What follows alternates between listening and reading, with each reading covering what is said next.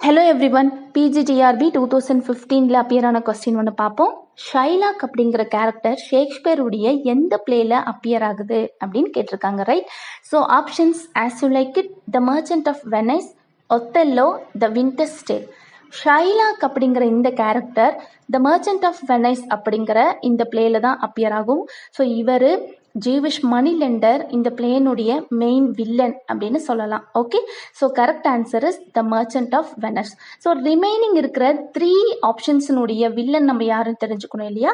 So as you like இட்னுடைய villain Duke Frederick, then ஒத்தலோடைய villain Iago, and then the winter's டேலினுடைய villain King லியண்டஸ்.